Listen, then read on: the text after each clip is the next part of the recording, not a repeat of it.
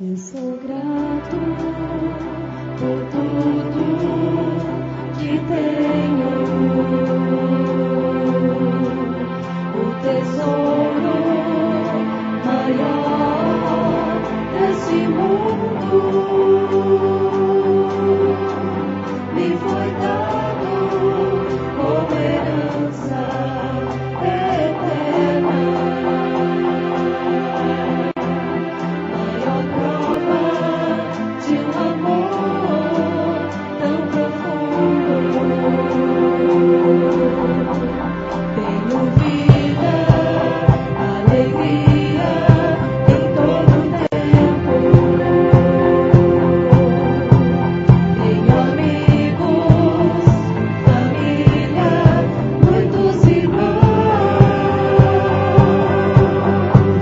Pois Jesus, meu amigo verdadeiro, que fez tudo ao me dar a salvação. Louvarei ao Senhor em todo tempo. Seu louvor estará continuamente em meus lábios e também no coração. Jesus Cristo será sempre minha canção.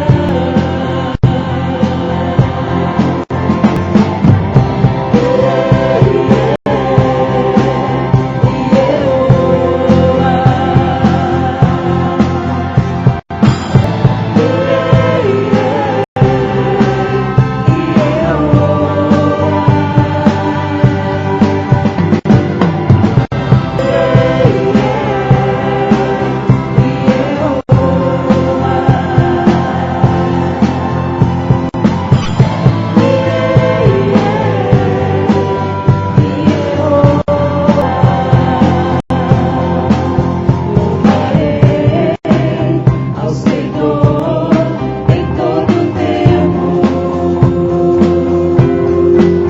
Seu louvor estará continuamente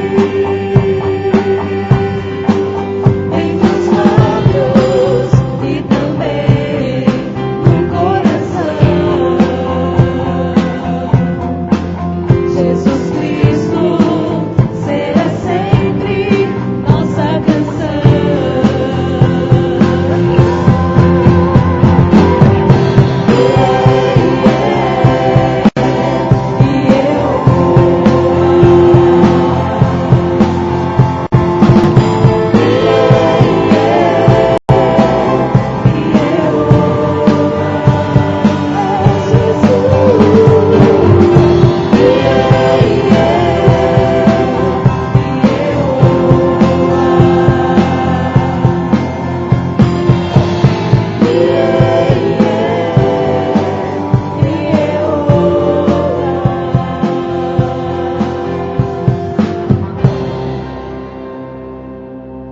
Graça e paz, amados. Boa noite. Queremos cumprimentar aqui os pais neste finalzinho de domingo, aqueles que não estiveram aqui na parte da manhã, então que sintam abraçados pela nossa igreja nesse dia aí, que tão importante para nós, pais, quando vemos os nossos filhos já encaminhados ou não, mas como é bom a gente ter os filhos. E nossa oração é que o Senhor sempre nos ajude a encaminhá-los no caminho da verdade. Eu quero compartilhar com vocês, meus irmãos, uma palavra que está em João, capítulo 15. João 15, a partir do 13º versículo. Evangelho de João 15, a partir do 13º versículo. Diz o seguinte: ninguém tem maior amor do que este, de dar a alguém a sua vida pelos seus amigos. Vós sereis meus amigos, se fizerdes o que eu vos mando. Já vos não chamarei servos, porque o servo não sabe o que faz o seu senhor. Mas tenho-vos chamado amigos, porque tudo quanto ouvi do meu Pai, vos tenho feito conhecer. Não me conhecestes vós a mim. Não me escolhestes vós a mim, mas eu vos escolhi a vós, e vos nomeei, para que vades e deis frutos, e o vosso fruto permaneça, a fim de que tudo quanto em meu nome pedirdes ao Pai, eu vô-lo conceda. O ser humano ele tem uma necessidade muito grande de ser reconhecido, principalmente por pessoas importantes. Então, quando às vezes a gente está num evento, e nesse evento tem uma pessoa importante, uma celebridade, nós temos, parece que uma necessidade de dizer, eu conheço aquela pessoa estudou comigo, ou morou na mesma rua que eu quando era criança. Enfim, a gente tem uma necessidade muito grande desse tipo de coisa. Você já imaginou? Quando, conforme está no texto aqui, Jesus, a pessoa mais importante que viveu na terra, olhasse para você, nesse momento e dissesse assim, meu amigo, você é meu amigo, você não é meu servo, você é meu amigo. A gente se sentiria extremamente feliz, lisonjeado. E é isso que está escrito aqui nesse texto. Ele não nos considera como servos, e sim como amigos. E é com esse enfoque que eu gostaria de convidar você a ficar em pé. E a gente vai louvar a Deus com todo o nosso coração, com toda a nossa força, dizendo, eu sempre cantarei, eu sempre louvarei esse amor tão grande que o Senhor tem por mim. Porque não existe amor maior do que esse. Vamos ficar em pé e louvar a Deus?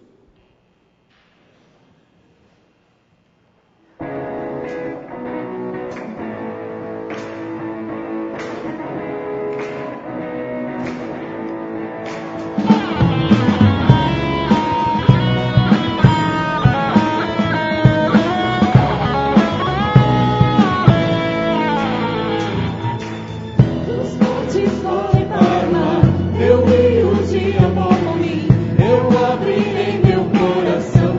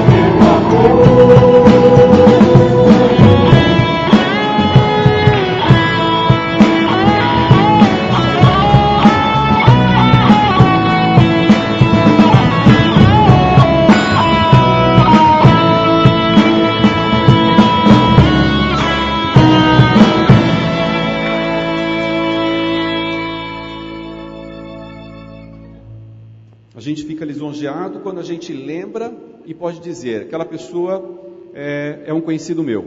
Agora imagina quando aquela pessoa que é famosa nos reconhece.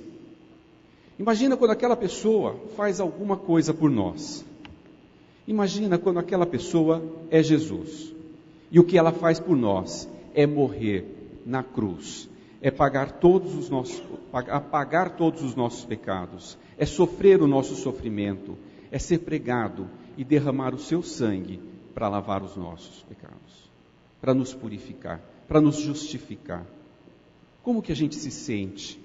Como que a gente se sente quando a gente olha para a cruz e lembra de todo esse sofrimento? Gente, é muito amor. É um amor que nos constrange. É um amor que nos deixa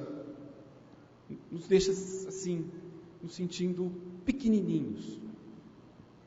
É esse amor que Deus tem por nós. E é esse amor que eu te convido a cantar.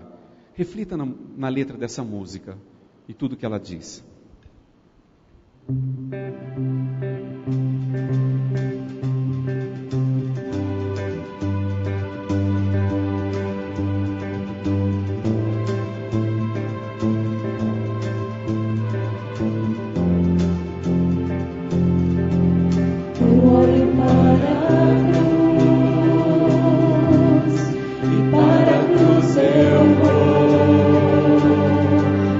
Sofrer participar.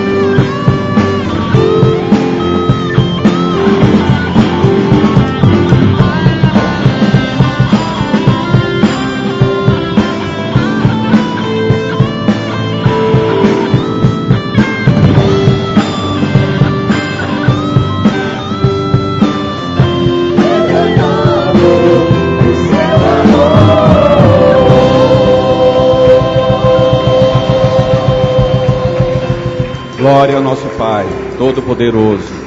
Vamos orar? Pai querido, muito obrigado. Muito obrigado porque o Senhor nos chamou.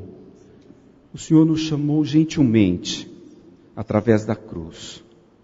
O Senhor nos tirou, ó Deus, do pecado. O Senhor nos tirou do lamaçal e nos transformou, nos purificou, nos justificou perante Deus. Obrigado, Pai querido, por isso. Obrigado por tanto amor que nos constrange, ó Deus. Obrigado porque o Senhor olha para cada um de nós de uma maneira individualizada. O Senhor conhece cada um de nós. O Senhor conhece cada um dos nossos problemas. O Senhor conhece cada uma das nossas dificuldades, cada um dos nossos anseios. Obrigado, Deus, porque o Senhor considera tudo isso. Ó Pai querido, esteja com teu povo. Abençoa, ó Deus, esta igreja de uma maneira muito especial. Fica, ó Deus, com cada um de nós. Fala, ó Pai, aos nossos corações. É isso que nós te pedimos. Amém. Tem muitas formas da gente adorar a Deus. E uma delas é sendo fiel nos dízimos e ofertas. Então, se você veio preparado para trazer os seus dízimos e ofertas, este é o momento que a gente reserva no culto para isso. Então, enquanto nós cantamos essa música, se você veio preparado, é a oportunidade que você tem para trazer até o gasofilácio. Se você tiver algum pedido de oração também, pode trazer até o jarro, que na sequência a gente vai orar.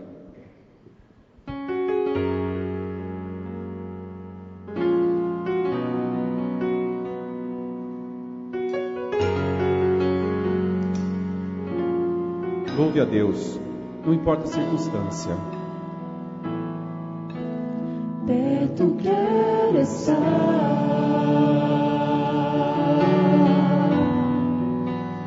junto aos teus pés,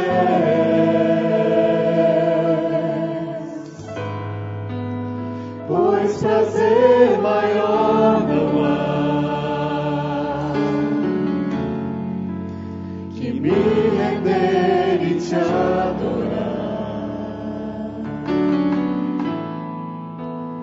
Tudo que há em mim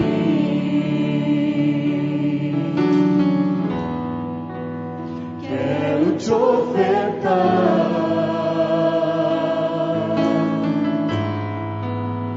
mas ainda é pouco eu sei, se comparado ao que ganhei. Não sou apenas servo, teu amigo me tornei.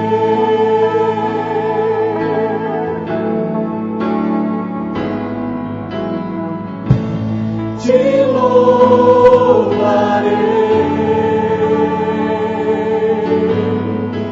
não importam as circunstâncias,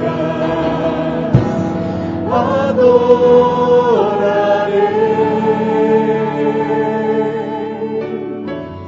somente a ti, Jesus.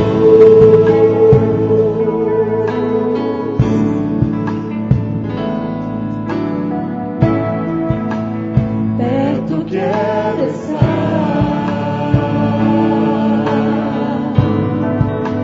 junto aos teus pés,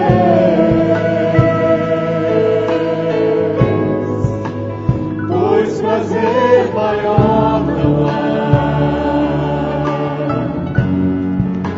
que me render e te adorar. Tudo que há em mim eu quero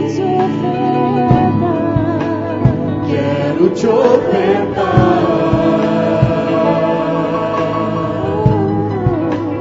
mas ainda é pouco eu sei,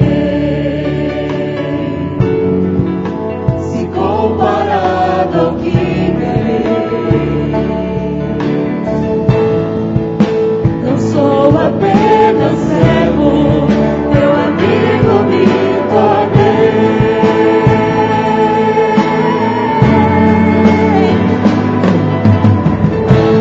Te louvarei,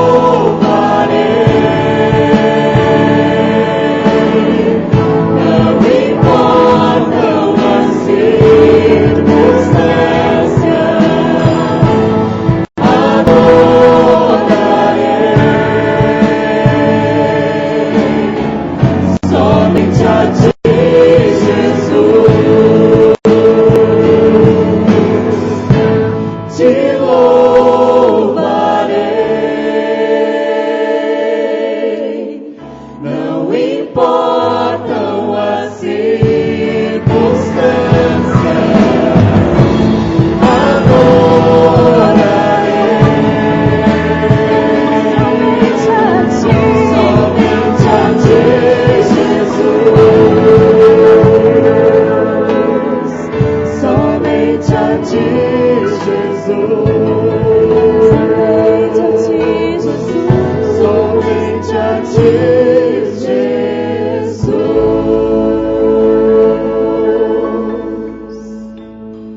Vamos falar com o Pai. Ó Deus querido, obrigado, Pai, porque o Senhor tem cuidado das nossas vidas. Ó Deus, agora nós queremos te pedir que o Senhor esteja com cada um daqueles pedidos que estão colocados naquele jarro, Pai. Tu sabes exatamente o que cada filho teu, ó Deus, cada filha tua sentiu quando escreveu. Ó Deus, nós sabemos que muitos estão pedindo por restabelecimento de relacionamentos entre marido e mulher, entre pais e filhos, entre irmãos, entre amigos. Muitos estão pedindo por uma oportunidade de emprego, ó Deus. Pais de família que estão necessitando, ó Deus, da oportunidade de um emprego. Muitos estão pedindo a cura física, passando por processos de exames. Muitos estão pedindo pela cura espiritual, ó Deus. Enfim, Tu conhece cada coração, ó Deus, que escreveu aqueles pedidos.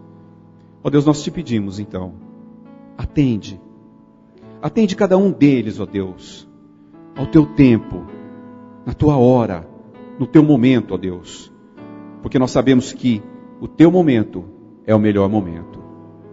E enquanto isso, ó Deus, fortalece os nossos corações para que nós saibamos esperar pacientemente no Senhor. Pai, nós queremos te pedir também, de uma maneira muito especial, pela vida da Paola, que vai passar por um processo de cirurgia essa semana. Ó Deus querido, nós também te pedimos pela Zelma, ó Pai, que o Senhor esteja cuidando da vida dela, nesse processo todo de enfermidade. Ó Pai querido, nós queremos te louvar e bendizer o Teu nome pela recuperação da dona Doroti, que sofreu uma cirurgia, mas já está de alta. Pela Miriam, que também, ó Pai, passou por uma cirurgia, mas já está também em alta. Pela Bárbara, ó Pai, que nós podemos compartilhar com ela a presença dela aqui conosco, ó Pai. Ó Pai querido, nós te louvamos porque o Senhor ouviu as nossas orações e atendeu a cada um desses pedidos. Pai, nós queremos te pedir também que o Senhor esteja abençoando a família do Davi e da Zenaide. Eles viajam essa semana para o Canadá, vão visitar os filhos, que tudo possa correr bem, ó Deus, que a viagem seja tranquila, que o Senhor acampe os seus anjos ao redor deles, ó Deus, e que eles cheguem lá e encontrem tudo na mais perfeita ordem. E que seja um momento, ó Deus, de regozijo e de matar a saudade, ó Deus. Ó Pai, agora, neste culto, Pai, fala aos nossos corações. Fala, Pai, a cada um de nós. Abençoa-nos, ó Deus, com a Tua palavra e com o Teu amor. Tudo isso nós te pedimos, em nome do Teu Filho amado. Amém. Amém.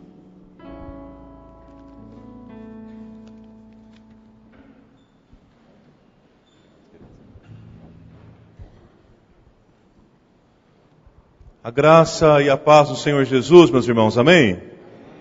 Diz o salmista no Salmo 126, que grandes coisas o Senhor tem feito por nós, por isso estamos alegres. E de fato, grandes coisas o Senhor tem feito e o nosso coração se alegra e se regozija profundamente com isso. É nesse sentido que eu quero convidar o Ale e a Bárbara para virem aqui à frente, para compartilharem um pouco com vocês, com a igreja, que tem orado em favor deles, tudo que Deus fez nesses dias de cirurgia, e ouvir dos próprios lábios, né, da Bárbara, o alvo da graça e do cuidado do Senhor, aquilo que o Senhor tem feito e ainda vai fazer, né? Nós cremos nisso pela fé. Eu me lembro quando a Bárbara, uma semana talvez antes da cirurgia, ela já queria agendar esse momento já, né? Que é a esperança, a expectativa e muito mais a fé. Me fez lembrar aqui até com o que a Lígia falou domingo passado, de Abraão, quando ele vai sacrificar Isaac. Isaac pergunta onde é que está o animal para ser sacrificado. Ele diz, fica tranquilo que na volta a gente vai conversar sobre isso e tal. Quer dizer, ele já foi com a certeza de que ele voltaria de lá com o filho. E a Bárbara foi para essa cirurgia crendo realmente no cuidado e na providência do Senhor. Apenas para situar, quem sabe alguém, mesmo que nos acompanhe pela internet, há pouco mais de um ano atrás, a Bárbara na mesma semana descobriu que tinha um tumor na cabeça e descobriu uma gravidez. E ao longo desses meses, ela veio convivendo com essas duas coisas, e pela graça do Senhor, hoje o tumor foi retirado, e o Miguel está aí, né? Lindo, firme, forte, para a honra e para a glória do nome do Senhor. Então, antes que eu fale tudo aqui, se bem que tem algumas coisas que só vocês mesmos, né? Para dizer. Então, Bárbara, Deus te abençoe. Paz, igreja. Eu estou aqui, né, para compartilhar com vocês esse testemunho, né? Essa vitória que não é só minha, essa vitória que é da igreja também, né? Que todos vocês oraram e isso foi fundamental para que tudo acontecesse, para que Deus providenciasse essa vitória, né? Na verdade, né, foi março do ano passado, final de março do ano passado, né, que através de uma tomografia eu descobri esse tumor, né? Mesmo que fosse um tumor benigno, mas um tumor grande, né? Caso de cirurgia, né? E a princípio o primeiro médico, né, que me atendeu, né? Ele falou que assim já seria caso de cirurgia e se eu tivesse grávida, assim a palavra que ele usou foi que minha gravidez seria um inferno, né? E que teria que escolher entre a minha vida e a vida do bebê, né? E então, né, assim, só Deus mesmo mesmo com esse diagnóstico, essas palavras duras, né, que eu acho assim, que o médico, ele tem que falar, ele tem que orientar certinho, mas tem palavra certa, né? E aí, né, Deus providenciou com que fosse um outro neurocirurgião que cuidou de mim, né? E muitas vezes o Dr. Francisco, que foi quem Deus usou as mãos para fazer a cirurgia, ele me atendia com um suspiro, né? Ou seja, não deixando de mostrar a gravidade do caso, mas bem mais brando, bem mais tranquilo do que a primeira opinião médica que eu tive, né? E assim, foi praticamente na mesma semana, né, que eu descobri a gravidez do Miguel, e foi Deus mesmo que assim separou, né? Porque eu acabei fazendo a tomografia que eu fiz foi uma tomografia com contraste, né? Eu não poderia ter feito isso antes dos 3 meses de idade de gestação do Miguel, né?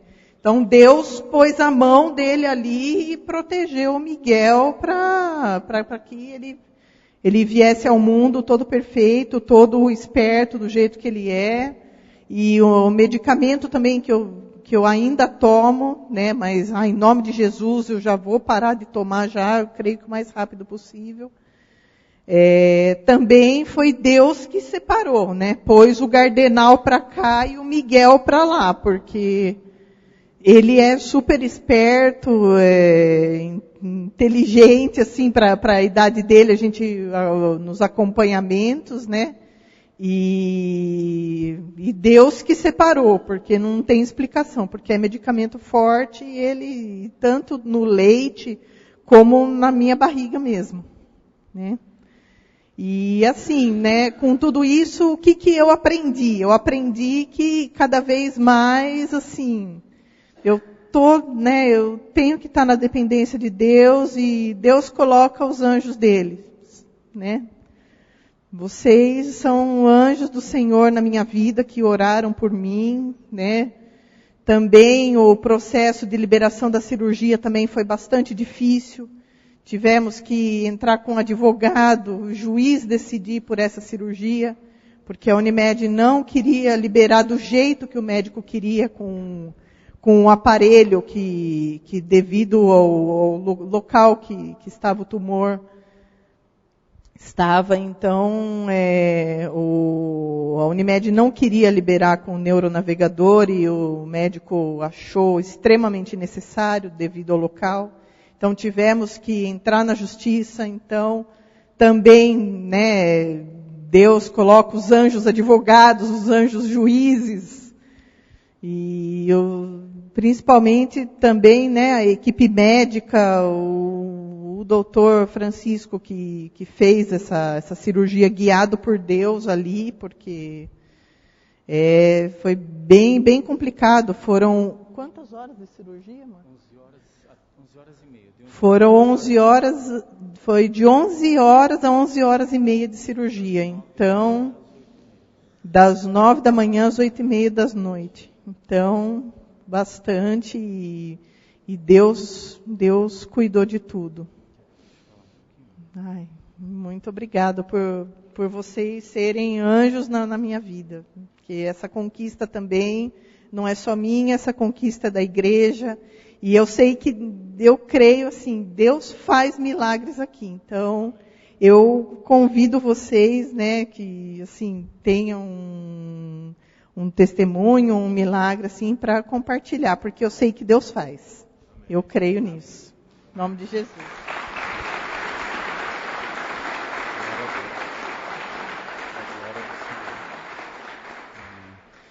Pastor, não vou levar nem 2 minutinhos, tá? Eu só quero salientar, nós que, cada irmão, cada palavra aqui, a corrente de oração foi feita, uma reunião que teve, nós agora materializado, e muitas coisas que o Senhor tem feito, nós podemos ver o poder da oração, o poder do povo de Deus quando ele se une, dobra o joelho, assim como teve uma reunião aqui, os irmãos dobraram o joelho ali, e houve um clamor, e muitos irmãos vinham e falavam, todo dia, toda semana, nosso grupo de oração está orando pela vida da Bárbara, já deu tudo certo no nome de Jesus, e para alguns irmãos eu tenho feito uma analogia ali com aquela passagem de Pedro na prisão, né, quando tem o povo clamando, me corrija qualquer coisa aí, pastor. O povo clamando ali por Pedro, e o sobrenatural de Deus aconteceu, né? A forma como ele saiu da prisão, a mocinha que recebeu ele depois na casa, nem acreditava que ele estava lá. E só salientando o médico, por mais simpático, humilde, ele tem as características dele, já operou uma irmã nossa, né? Deus já usou a vida dele com uma irmã aqui, que tomou um tiro na cabeça, né? A Elaine. Mesmo assim, com tudo isso, ele não tinha um prognóstico, não sei se é isso mesmo, ele não sabia dizer como seria o pós, o que seria do pós. Né? Nós tentávamos tudo, aquela ansiedade, ele suspirava às vezes, falava, o caso dela é um caso especial, e realmente é um caso especial mesmo, o povo de Deus, assim como vocês, eu não vou me prolongar nessa parte, senão eu vou chorar outra vez, mas assim como vocês foram, e serão, para muitas vidas aqui dentro, especiais, vocês foram para nós. A paz que eu senti, eu não sei se eu posso dizer, a certeza no nome do Senhor, de que ela estaria hoje, nós não sabemos explicar humanamente como veio. Mas sobrenaturalmente, no nome de Jesus, a gente sabe a explicação disso. E ela falava assim, eu vou dar o meu testemunho com Miguel no colo, lá no púlpito, lá no altar do Senhor. Então, igreja, vamos continuar assim em oração. Vamos assim, eu Alexandre, eu já sei que há grupos, mas se pudermos ter, já está indo para 3 minutos, eu vou terminar. Se pudermos ter mais desse encontro, né, que houve, será maravilhoso, assim como já nos pequenos grupos, né, porque o Senhor quer fazer mais maravilhas ainda para a honra e a glória do nome dele. Deus abençoe muito vocês, nós não sabemos como agradecer. Nós vamos tentar agradecer de joelho e rosto no chão. Eu já fui chamado de rabino por isso, mas não sou. Mas de joelho no chão. Deus abençoe. Muito obrigado por tudo, pastor e igreja.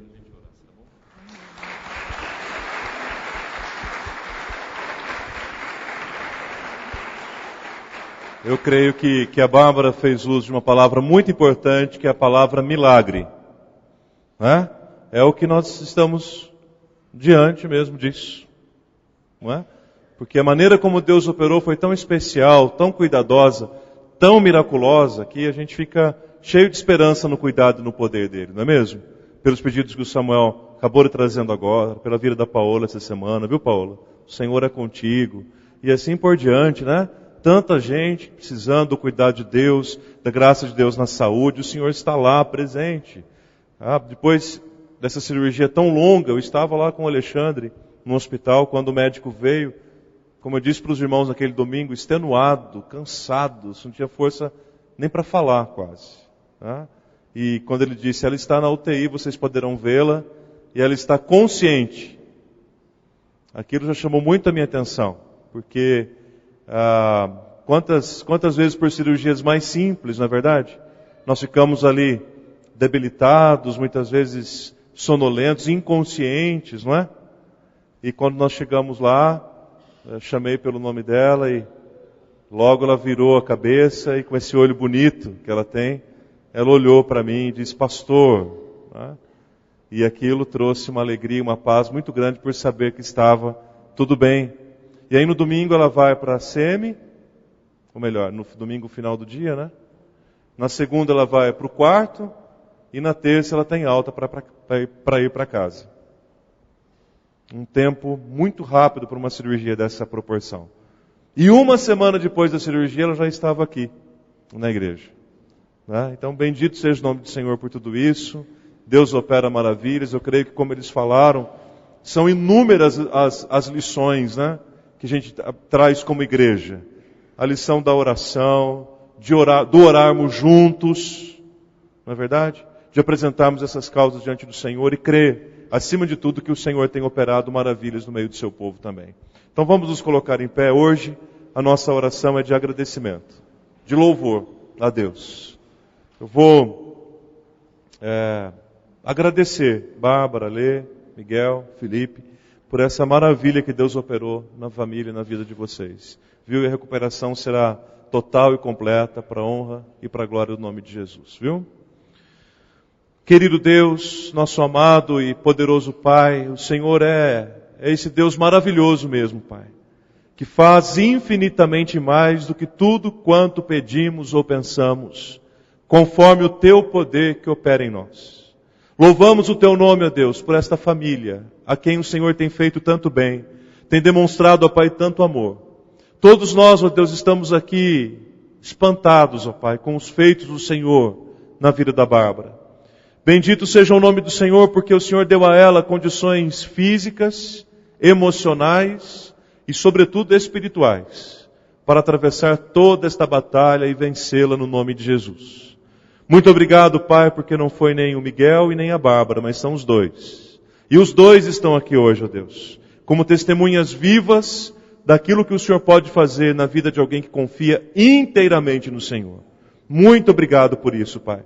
Que isso seja como um grande estímulo e motivação para a nossa igreja, para continuarmos orando juntos, crendo nos milagres do Senhor, crendo nas maravilhas, crendo que o Senhor pode fazer, crendo que o Senhor pode agir onde nós não podemos mais.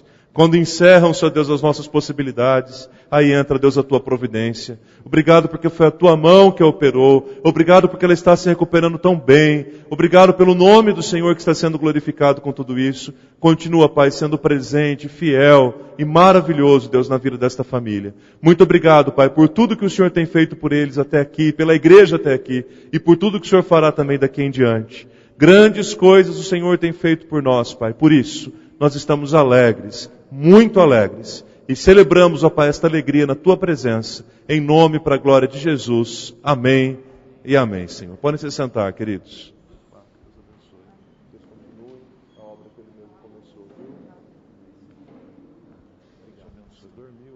Menino, Deus abençoe.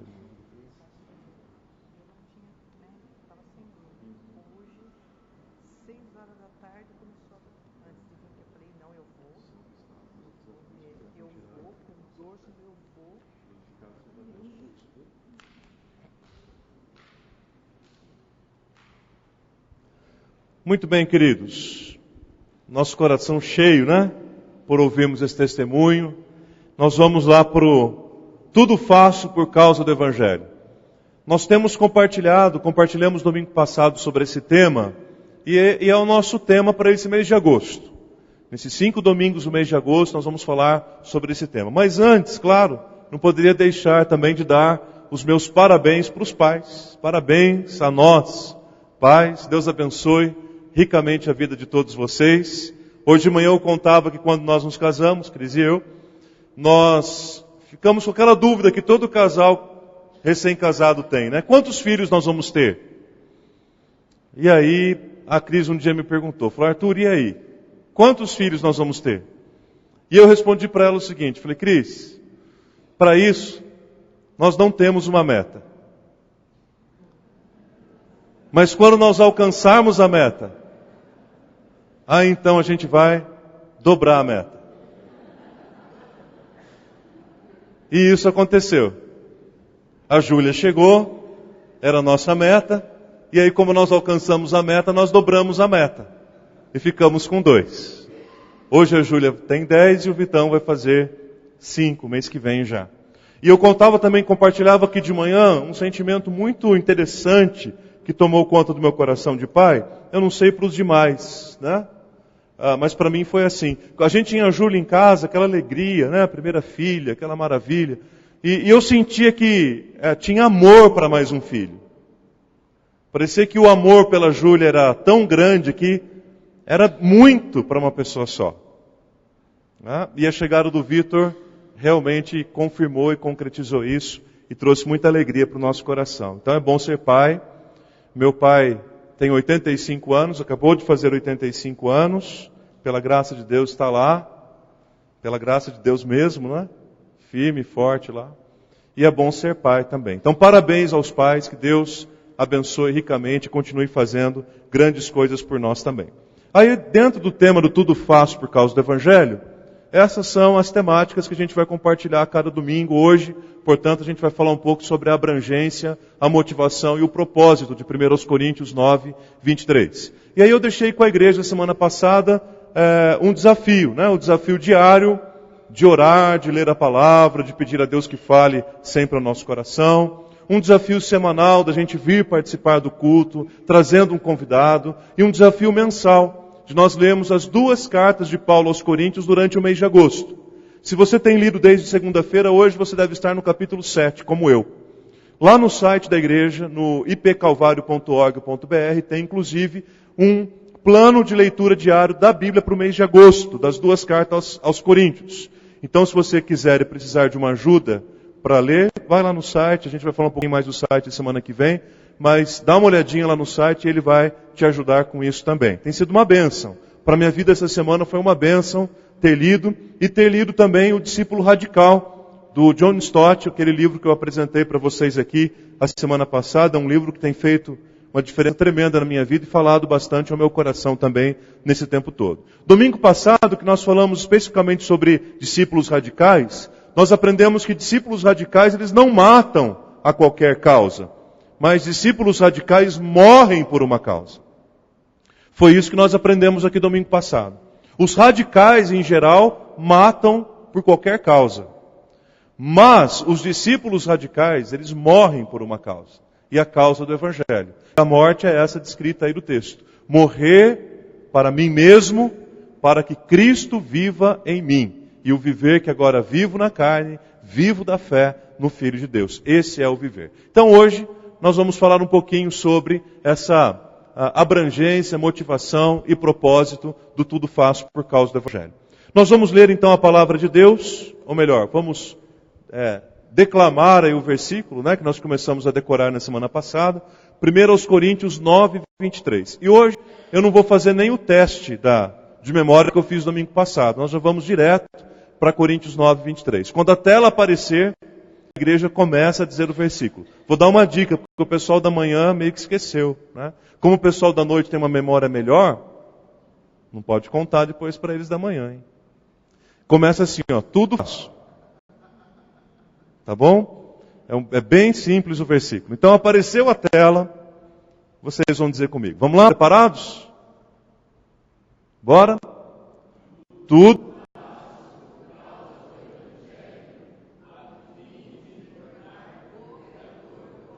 Isto. Tudo faço por causa do Evangelho, com o fim de me tornar cooperador com ele. Mais uma vez, toda a igreja. Tudo com o fim. Está vendo só mais um versículo agora que você conhece de cor. Dentre o Salmo 23, Gênesis 1:1, agora também você conhece 1 Coríntios capítulo 9, versículo 23. Feche os seus olhos mais uma vez e vamos falar com Deus numa palavra de oração. O Senhor já tem falado tanta coisa boa para a gente hoje aqui, cantando na palavra, testemunhos, e agora de maneira tão especial também, no compartilhar da palavra de Deus. Peça a Deus que fale ao seu coração. Senhor, nós nos sentimos como privilegiados por estarmos aqui na Tua casa, Pai. Muito obrigado. O Senhor já tem falado, Deus, aos nossos corações. E o que nós pedimos ao Senhor é que o Senhor continue falando agora pela Tua palavra, fazendo uso, ó Deus, da minha vida para isso, e alcançando com o Teu Espírito, ó Pai, mentes, corações, entendimentos, levando-nos todos, ó Deus, ao entendimento da palavra, e principalmente, ó Deus, uma vez a palavra entendida, levando-nos, ó Deus, ao fiel cumprimento da palavra do Senhor para a nossa vida. Ó Deus, abençoe a Tua igreja aqui reunida, abençoe aqueles que nos assistem, ó Deus, em casa. Ó Pai, que a palavra do Senhor busque o nosso coração e nos atraia mesmo para perto de Ti cada dia mais, de tal forma que a gente possa viver a intensidade desse tudo faço por causa do Evangelho, com o fim de me tornar cooperador com Ele. Ouve, Senhor, a nossa oração e abençoe o Teu povo. Nós oramos no nome santo, bendito e poderoso de Jesus. Amém, Senhor. Amém. Queridos, eu quero começar com uma reflexão, um pensamento ou uma pergunta. O que você faria diante de determinados desafios e diante de determinadas causas? Eu quero mencionar algumas delas aqui. Por exemplo, o que você faria por causa de muito dinheiro? Um dinheiro que você nunca viu em toda a sua vida, na sua quantidade. O que você faria por causa de muito dinheiro? Que preço você estaria disposto a pagar se lhe oferecessem um dinheiro muito grande para você? E hoje em dia é muito interessante pensarmos sobre isso, porque as pessoas normalmente têm feito tudo por causa do dinheiro. Muitas vezes vendem, inclusive, o seu próprio corpo por conta do dinheiro. Vivemos a época dos reality shows, onde, por causa do dinheiro, as pessoas expõem publicamente a sua vida, publicamente a sua família, publicamente o seu próprio corpo, com o objetivo final de ganhar dinheiro. Mas eu pergunto para você hoje à noite aqui, o que você seria capaz de fazer por dinheiro? Segundo, o que você seria capaz de fazer pelo seu time de futebol, por exemplo? O futebol já foi um esporte mais praticado e mais aclamado no Brasil. Mas ainda hoje nós encontramos pessoas que fazem tudo por causa do time de coração. A gente viu domingo passado que alguns chegam inclusive a matar aquele que torce por um time diferente, adversário. Mas quando pensando nesta mensagem, me veio à mente um jovem que nós conhecemos numa igreja em que fui pastor, onde ele gastava todas as finanças, onde ele gastava todos os recursos do seu trabalho, pura e simplesmente para acompanhar o time nas suas viagens, em campeonatos longos. Quantas e quantas vezes ele perdeu horário de trabalho, quantas e quantas vezes ele perdeu dias de trabalho, quantas e quantas vezes ele perdeu empregos bons, porque ele queria fazer tudo por causa do seu time e saía Brasil afora seguindo o seu time. Quantas noites dormindo em rodoviárias, quantas vezes comendo mal, quantas vezes tomando chuva, se expondo ao frio, tudo isso por causa do time que ele acreditava ser o melhor para ele. O que você faria, em terceiro lugar, pela sua família? E aí, quando nós falamos a respeito de família, a nossa flexibilidade para pagar um preço um pouco maior aumenta. Porque nós costumamos afirmar que pela nossa família nós fazemos tudo. Pela nossa família nós pagamos qualquer preço. Pela nossa família nós perdemos a vergonha. Pela nossa família nós choramos em público. Pela nossa família nós entramos porta dentro de um hospital carregando um filho nos braços e clamando para que um médico atenda naquele momento. Pela nossa família nós fazemos tudo. Mas eu pergunto para você, o que você faria? Até que ponto você chegaria pela sua família? Até que ponto, ou o que você faria por algo que você acredita profundamente? Uma causa que você acredita profundamente, o que você faria por esta causa? E em meio a esta semana, tantas matérias relacionadas às Olimpíadas que nós teremos aqui no Brasil ano que vem, faltando pouco menos de um ano agora para isso acontecer. Algumas matérias mostraram ali o empenho de alguns atletas que acreditam tanto nessa causa olímpica, que fazem tudo para alcançá-la. 2 exemplos me chamaram bastante atenção. Um deles é de um chinês, de talvez 24 ou 25 anos, que pratica tênis de mesa, o ping-pong, né? E lá no tênis de mesa na China, esse moço já foi campeão mundial, esse moço já foi campeão em outras Olimpíadas. Este moço é inteiramente dedicado e paga altos preços por aquilo que ele acredita. Só para os irmãos terem uma ideia, esse moço pratica nada mais, nada menos do que 8 horas por dia de tênis de mesa. Já imaginou 8 horas? Aquele barulhinho? Tac, tac, tac, tac, tac, tac. 8 horas por dia. Desde os 5 anos de idade. Desde os 5 anos de idade. Peguem meu filho, por exemplo, como referência, tem 5 anos. Desde os 5 anos de idade praticando tênis de mesa 8 horas. Por quê? Porque ele está disposto a fazer tudo por uma causa que acredita. Eu nasci numa cidade, aqui do interior do estado de São Paulo, que tem um campeão olímpico também. Recordista, inclusive, olímpico e mundial. E o seu recorde olímpico, inclusive, não foi batido. Que é um nadador chamado César Cielo. E por ser de uma cidade pequena, uma figura bastante conhecida na cidade. Muitos amigos em comuns, pessoas da igreja que nadavam com ele, enfim. E quando ele ganhou o ouro nos 50 metros na Olimpíada, batendo o recorde, aquele foi como um desconhecido para lá e voltou como um ídolo do esporte. Nós conversávamos lá na cidade com as pessoas conhecidas, com seus pais, médicos, e eles diziam, ele sabia onde ele queria chegar.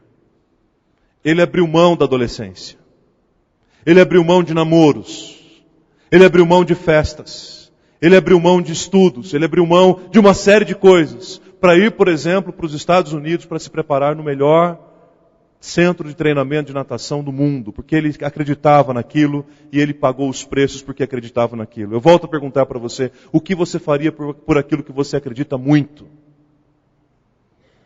Agora, em último, e não menos importante, com certeza, a minha pergunta é, o que você faria pelo Evangelho? O que você faria pelo reino? O que você faria pela obra de Cristo? E é importante pensarmos sobre isso, queridos, porque quantas vezes, de fato, a gente faz tudo pelo time do coração. Quantas vezes a gente faz tudo por causa do dinheiro. Quantas vezes a gente faz tudo por causa da família. Quantas vezes a gente faz tudo até por causa do trabalho. Quantas vezes a gente faz tudo por uma causa que a gente acredita profundamente. Mas o grande desafio que esse texto traz para a gente é o que eu estou disposto a fazer pelo Evangelho. É uma declaração contundente do apóstolo Paulo a respeito de fazer tudo por uma causa que ele acreditava em meio a um contexto muito difícil que a igreja de Corinto vivia. E ilustra esse contexto difícil, resumindo as crises da igreja de Corinto em 3 principais áreas.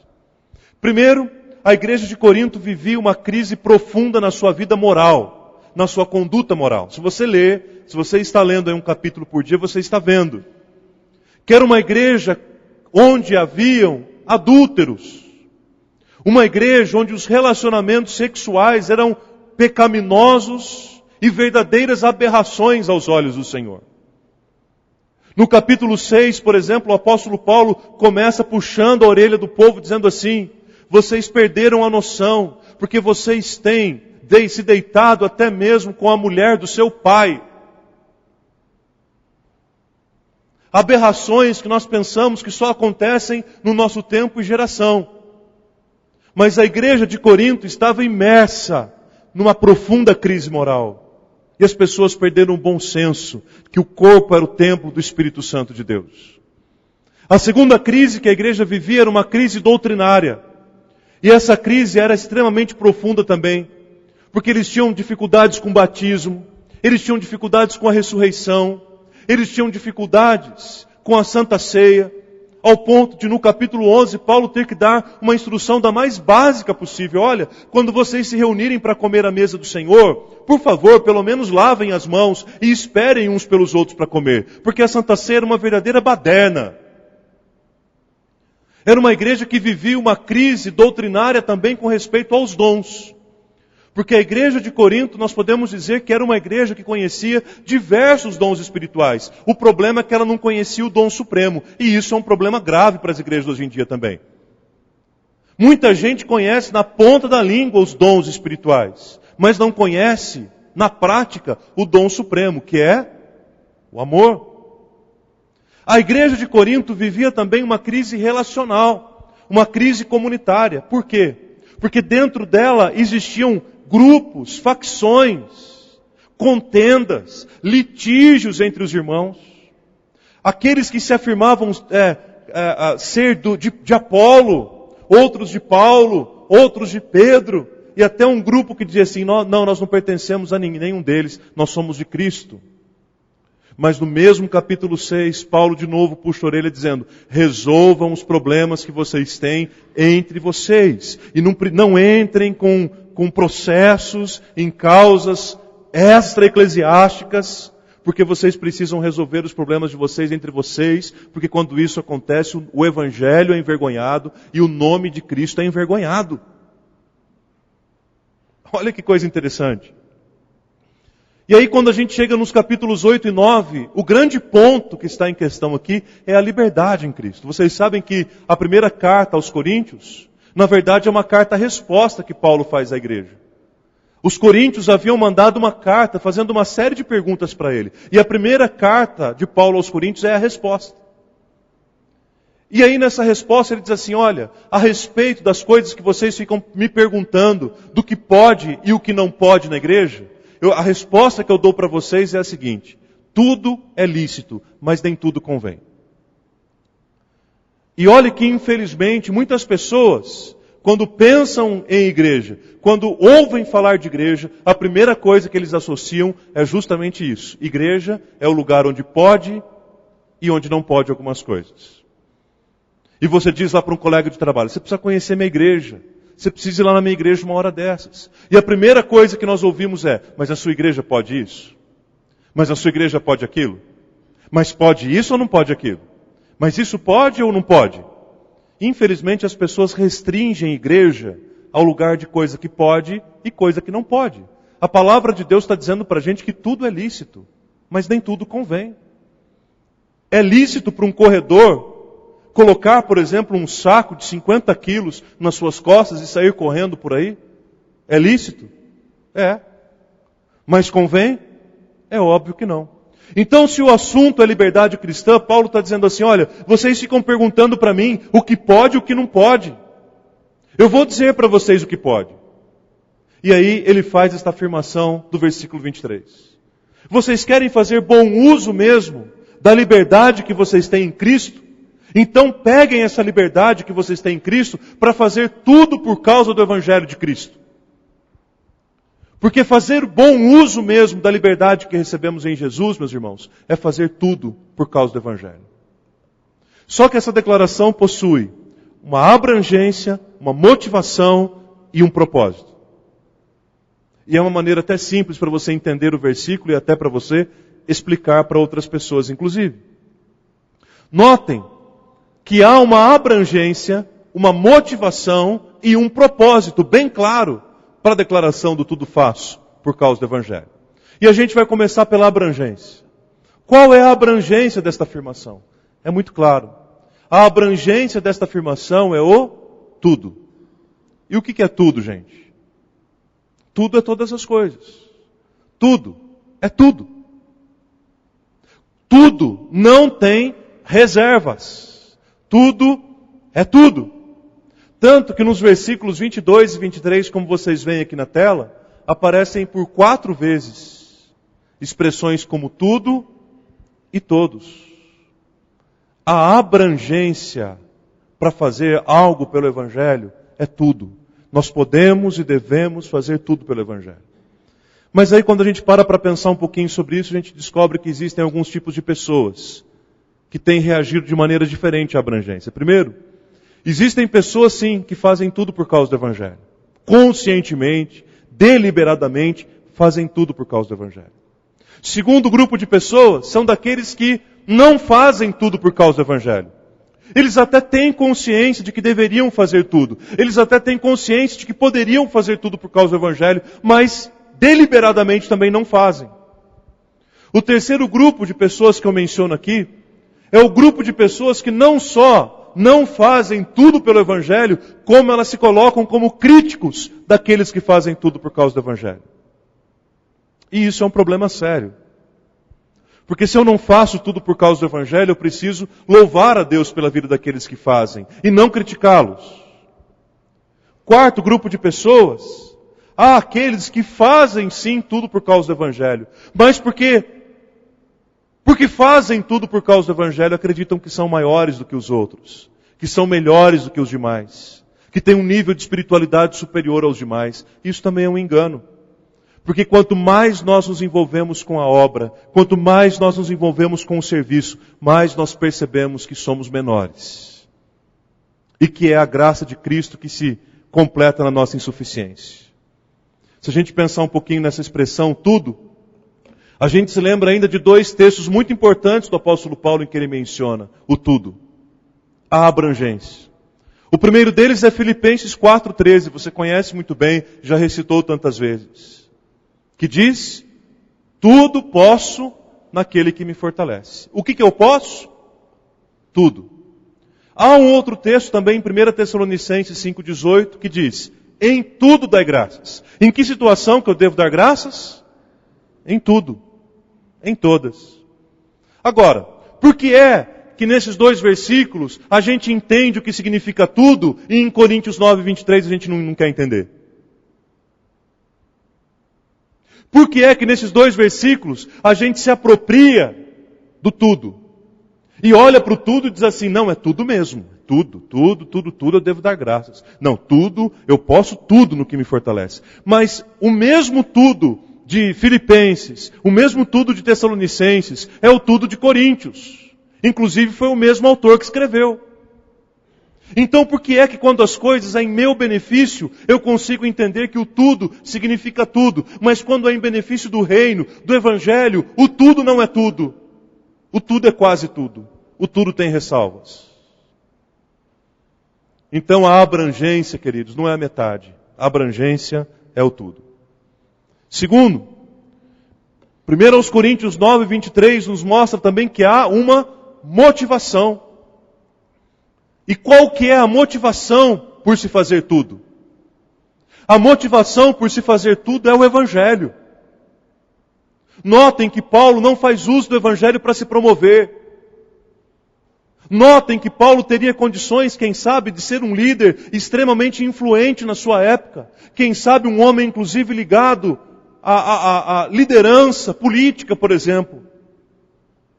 Até pela posição que ele já ocupava quando conheceu a Cristo. Mas ele não faz uso do Evangelho para se promover. Ele não faz uso do Evangelho para alcançar objetivos pessoais. Infelizmente, o que mais nós encontramos hoje, meus irmãos, no meio das igrejas, é de pessoas que têm feito uso do Evangelho para se promover, uso do Evangelho para crescer, uso do Evangelho para ser eleito em algum cargo político, uso do Evangelho para ter algum tipo de promoção e destaque na sociedade. Paulo tinha tudo isso nas mãos, mas ele diz assim, a motivação pela qual eu faço tudo É única e exclusivamente o Evangelho.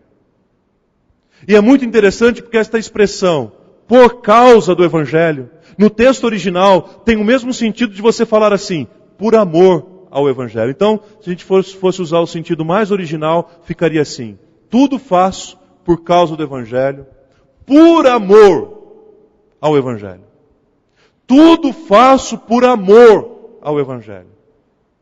Então, qual era a motivação primeira de Paulo quando fez essa declaração? O amor. O amor a Deus. O amor ao Evangelho que ele declara na carta aos Romanos, não se envergonhar, porque ele sabia que o Evangelho era o poder de Deus para a salvação. Agora, para fundamentar isso mais ainda, eu quero convidar vocês para 2 textos chocantes. 2 textos estarrecedores. 2 textos que todas as vezes que eu leio mexem demais com a minha estrutura. Porque eu fico perguntando qual que é a minha motivação. Até que ponto eu estou disposto a pagar esses preços? E são esses 2 textos aqui que eu quero que você acompanhe na sua Bíblia. Propositalmente eu não trouxe na tela, que eu quero que você acompanhe na sua Bíblia e veja o que ele nos diz. O primeiro deles é 2 Coríntios capítulo 6. Eu vou começar no versículo 4. Eu quero que você absorva esse texto. Eu quero convidar você não apenas para ouvir, eu quero convidar você para absorver esse texto. Eu quero convidar você para se colocar no lugar. Eu quero convidar você para lembrar que essas palavras foram escritas por um homem cuja motivação era o amor pelo Evangelho. E vejam o que ele diz. 2 Coríntios 6,4. Pelo contrário, em tudo recomendamos-nos a nós mesmos como ministros de Deus, na muita paciência, nas aflições, nas privações, nas angústias, nos açoites, nas prisões, nos tumultos, nos trabalhos, nas vigílias, nos jejuns, na pureza, no saber, na longanimidade, na bondade no Espírito Santo, no amor não fingido, na palavra da verdade, no poder de Deus, pelas armas da justiça, quer ofensivas, quer defensivas, por honra e por desonra, por infâmia e por boa fama, como enganadores e sendo verdadeiros, como desconhecidos e entretanto bem conhecidos, como se estivéssemos morrendo, e contudo eis que vivemos como castigados, porém não mortos, entristecidos, mas sempre alegres, pobres, mas enriquecendo a muitos, nada tendo, mas possuindo tudo. Bendito seja Deus por isso. Qual que era a motivação que ele tinha, gente? O Evangelho. Agora o outro texto.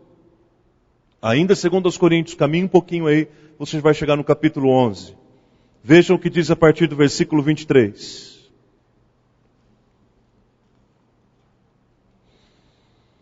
São ministros de Cristo? Falo como fora de mim. Eu ainda mais. Em trabalhos, muito mais. Muito mais em prisões, em açoites, sem medida, em perigos de morte, muitas vezes. 5 vezes recebi dos judeus uma quarentena de açoites menos 1. Fui 3 vezes fustigado com varas. 1 vez apedrejado. Em naufrágio 3 vezes. 1 noite e 1 dia passei na voragem do mar. Em jornadas muitas vezes. Em perigos de rios. Em perigos de salteadores. Em perigos entre patrícios. Em perigos entre gentios. Em perigos na cidade. Em perigos no deserto. Em perigos no mar. Em perigos entre falsos irmãos. Em trabalhos e fadigas, em vigílias muitas vezes, em fome e sede, em jejuns muitas vezes, em frio e nudez. Mas além das coisas exteriores, há algo que pesa sobre mim diariamente, que é a preocupação com as igrejas. Qual que é a motivação que esse homem carrega no coração? O amor pelo Evangelho. Pelo contrário, ao invés de fazer isso para se promover, ele esvazia-se a si mesmo, sofrendo, como nós vimos nesses 2 textos, para que o Evangelho fosse anunciado e proclamado. A abrangência é o tudo.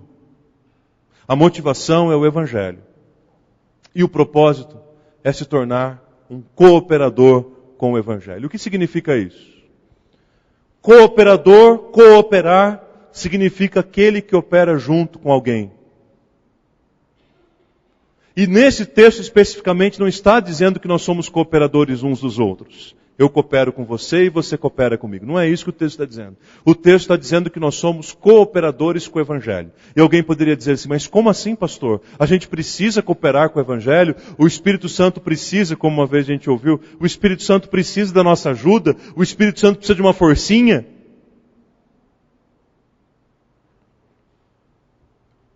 Não é isso. Se tornar cooperador com o Evangelho é operar onde o Evangelho está operando. E isso significa estar no lugar certo, o lugar de Deus, no tempo certo, o tempo de Deus. Operando onde o Espírito de Deus está operando, gente. Cooperar. Operar junto com o Espírito, operar junto com o Evangelho, operar junto com o Reino, operar junto com a obra de Cristo em todo lugar. Em Romanos 16, Paulo chama Priscila e Áquila de seus cooperadores em Cristo, ou seja, pessoas que operavam juntas.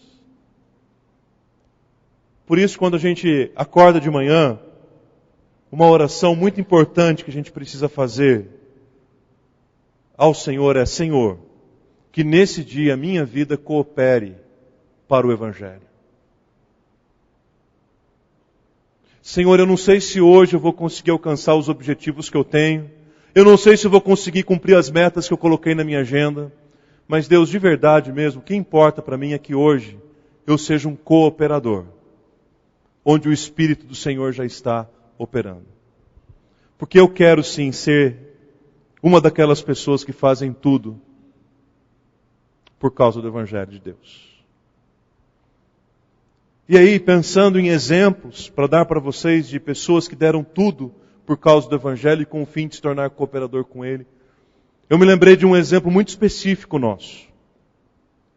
Porque na próxima quarta-feira, dia 12, a Igreja Presbiteriana do Brasil, a igreja da qual nós fazemos parte, faz aniversário. São 157 anos de presença aqui no Brasil. E tudo isso começou com esse missionário que está nessa foto aqui. O nome dele é Ashbel. Ashbel Green Simonton. Um jovem que durante uma aula de teologia sistemática do seminário ouviu o chamado de Deus para missões. E o lugar que Deus designara para ele era o Brasil. Hoje em dia o caminho inverso é o mais procurado ainda, né? Normalmente as pessoas saem do Brasil para irem para os Estados Unidos. Imagine em 1859. Qual americano em sã consciência pensaria em vir para o Brasil? Só podia ser missionário mesmo, né? Ele veio. Chegou no Rio de Janeiro em 12 de agosto, quarta-feira, de 1859. Levou 3 anos para que ele aprendesse a falar a língua portuguesa. 3 anos. Depois de 3 anos, sem conseguir falar a língua, o idioma local, ele conseguiu evangelizar 3 pessoas e batizou as 3. No Rio de Janeiro. 2 portugueses, ou 2 portuguesas e uma inglesa. 3 mulheres que não eram brasileiras.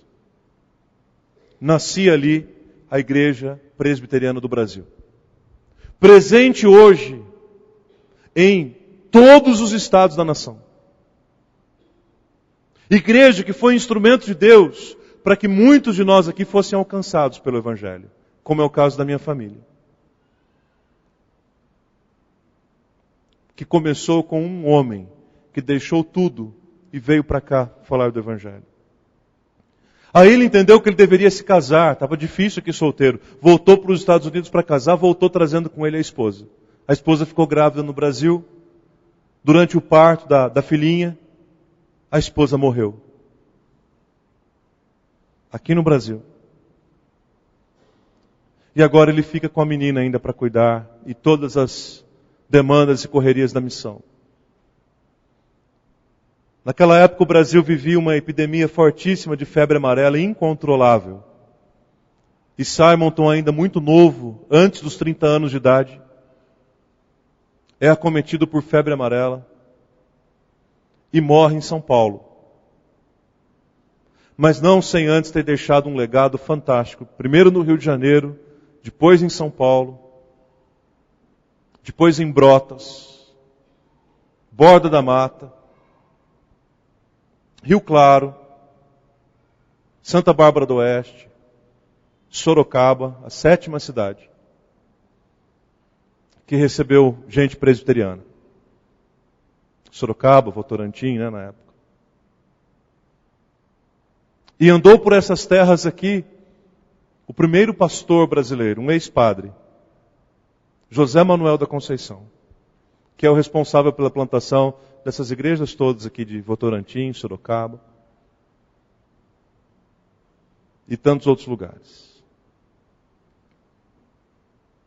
E a gente diz, Simonton morreu, mas o legado ficou. De alguém que fez tudo por causa do Evangelho. Perdeu sua esposa, morreu com uma doença aqui do Brasil, está sepultado em São Paulo, mas o fato dele ter feito tudo pelo Evangelho fez com que a semente de uma igreja ficasse. E hoje essa semente frutificou, brotou. E hoje a gente se assenta à sombra dessa árvore que um dia ele e tantas outras pessoas plantaram. A minha pergunta é, que sementes nós temos lançado? E que tipo de adubo a gente tem colocado nessa semente? O melhor é fazer tudo por causa do Evangelho, com o fim de se tornar cooperador com Ele. Que o Senhor nos abençoe, que o Senhor nos ajude a isso. Para que pequenas atitudes possam trazer grandes transformações, ainda que os nossos olhos não vejam. Não sei dizer se Simonton pensou numa igreja hoje com tantos membros, em tantos lugares do Brasil. Mas é assim mesmo. Quando a gente entrega tudo por causa do Evangelho, nós nos tornamos cooperadores com o que o Espírito Santo está fazendo no nosso meio e próximo a nós. Que o Senhor nos abençoe e que o Senhor nos ajude nisso sempre. Amém, queridos? Quero convidar vocês para uma canção que exalta a mensagem mais poderosa que o povo de Deus tem, que é a mensagem da cruz, a mensagem do Evangelho, a mensagem da salvação preciosa em Jesus. Convido você mais uma vez para se colocar em pé e nós vamos fazer desse cântico, desse hino, a nossa oração de dedicação a Deus, dizendo, Senhor, eu também quero estar entre aqueles que fazem tudo por causa do Evangelho, com o fim de me tornar um cooperador com Ele.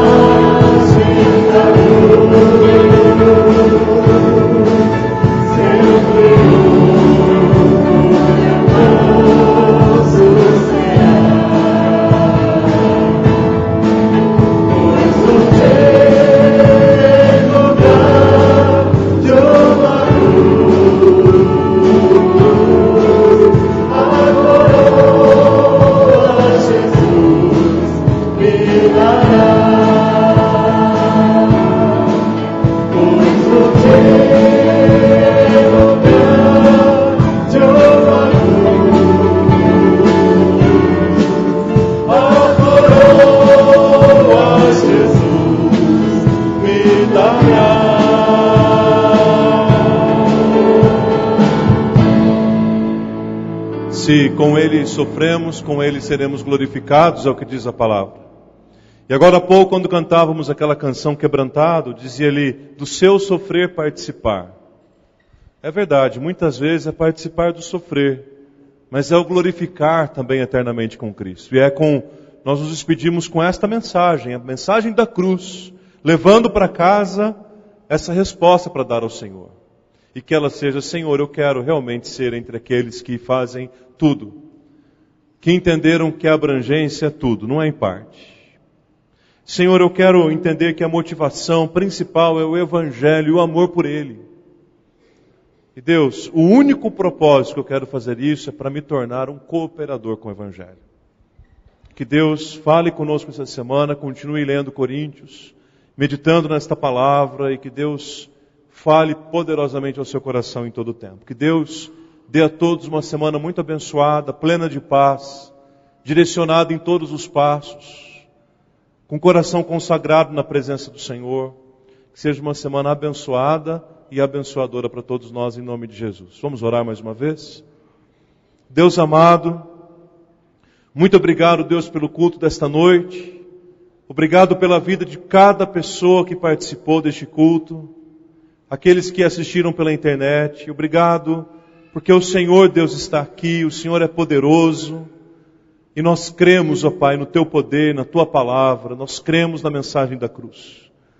Por isso, ó Pai, queremos começar essa semana dispostos a fazermos tudo por causa do Evangelho, com o fim de nos tornarmos cooperadores com Ele, Pai.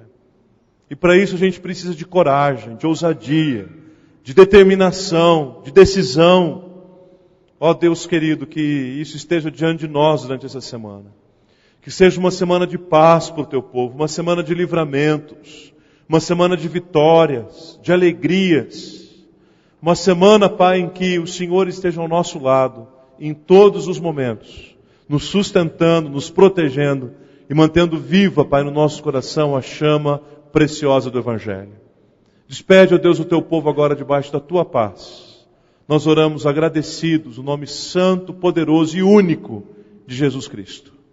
E agora, povo de Deus, que a maravilhosa graça do nosso Senhor e Salvador Jesus Cristo, que o amor insondável de Deus, o nosso eterno e poderoso Pai, que a comunhão e a consolação do Santo Espírito repousem sobre vós, e sobre vós permaneçam desde agora e pelos séculos dos séculos. Amém e amém, Jesus. Boa semana, Deus abençoe. Dê um abraço nos pais que estão à sua volta, desejando aos pais parabéns e felicidades na presença do Senhor.